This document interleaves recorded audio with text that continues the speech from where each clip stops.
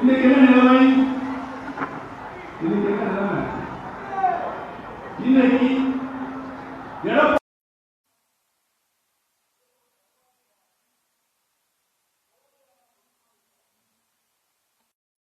பொதுக்குழு நடத்தி புரட்சி தலைவர் எம்ஜிஆர் வந்த அந்த சட்ட விதியை காலையில் போட்டு விதித்து தொண்டர்களுக்கு அந்த உரிமையை காலையில் போட்டு விதித்து சாதாரண தொண்டர் கூட கழகத்துடைய பொதுச் செயலாளர் பதவிக்கு போட்டியிடும் என்ற சூழலை மாற்றி பொதுச் செயலாளர் பதவிக்கு போட்டியிடுபவர்கள் 10 மாவட்ட கழகத்துடைய செயலாளர்களை 10 மாவட்ட கழக செயலாளர் முன்மொழிய வேண்டும், 10 மாவட்ட கழக செயலாளர் வழிமொழிய வேண்டும்.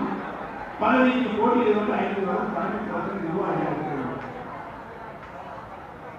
இப்படி ஒரு திருத்தத்தை கொண்டு நிறைவேற்றி புரட்சி தலைவர் எம்ஜிஆர் அவர்கள் கொண்டு வந்த சட்ட விதியை தொண்டர்களுக்கு தந்த உரிமையை எந்த நேரத்தில் யாராலும் ரத்து செய்ய முடியாது என்ற அந்த கோட்பாடினை திரு பழனிசாமி அவர்கள் காலையில் ஒரு நிறுத்தி இப்படி ஒரு சட்ட விதியை கொண்டு வந்தது என்று சொன்னால் அதை தடுத்து நிறுத்துகிற சக்தியாக அந்த சக்தியாக இருக்கின்ற ஒரே உரிமை தொண்டர்களுக்கான இருக்கிறது. யார் போட்டியிட முடியும்? ஜமீன்தார்கள், மிராசார்கள், விட்டாளர்கள், கோடீஸ்வரர்கள், கோடிக்கணக்கான பணங்களை குவித்து வைத்திருக்கிறார்கள். எப்படி குறுக்கு வழியில் மூலாத்தூரில் பணமாகவும் தங்கமாகவும் கொடுத்து முதலமைச்சர் என்ற பதவியை தக்க வைத்துக் கொண்டார் பழனிசாமி. அதே மாநிலம் பொதுச் செயலாளர் போட்டியிடுவர்கள் இப்படி மாவட்ட கட்சியாளர்கள் மாவட்ட கட்சியாளர் போனாங்க போட மாட்டாங்க.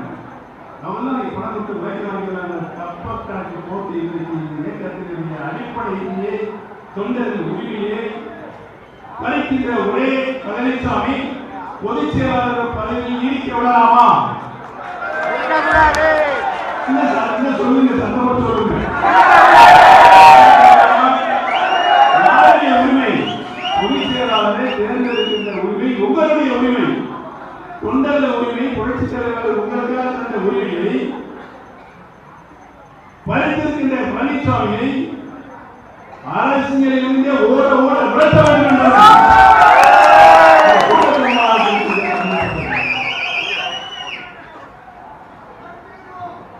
எப்படி பழனிசாமி இந்த பதவிக்குலாம் வந்தார்? அவர் முதலமைச்சராக எப்படி வந்தார்? புரட்சி தலைவர் அம்மா அவர்கள் உங்களில் ஒருவராக இருந்த என்னைத்தான் முதலமைச்சராக இருந்தவர்கள் நிகழ்ந்தார்கள். அம்மா அவர்கள் சாதகமான நீதிமன்றத்தோடு தீர்ப்பு வந்தவுடன்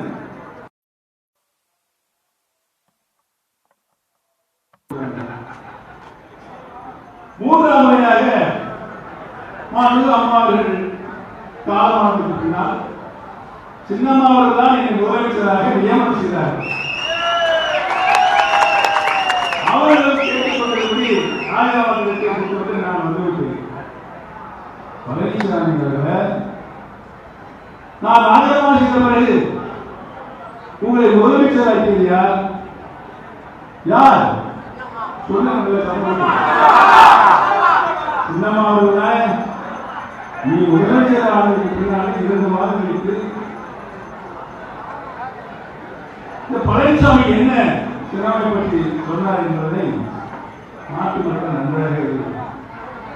அந்த அளவுக்கு ஒரு கீழ்த்தரமான அரசியல்வாதி பதவி பெறுவதற்கு எப்படி பதவி பெற்றார் என்பது நாட்டு மக்களுக்கு வெட்ட வெளிச்சமாக உலகத்தில் இருக்கிற அத்தனை டிவி உறவாயிடுச்சு.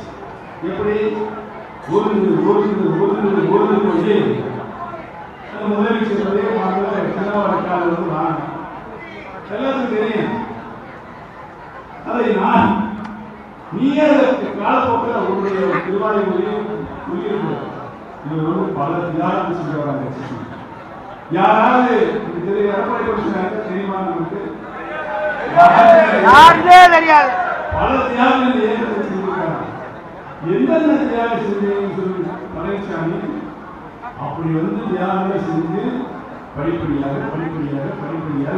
ஊழல் போய் நான் முதலமைச்சர் பதவியை அடைந்தேன். அவரே அவருக்கு மறுபடியும் செய்திகளை உடனுக்குடன் தெரிந்து கொள்ள உடனே சப்ஸ்கிரைப் பண்ணுங்க.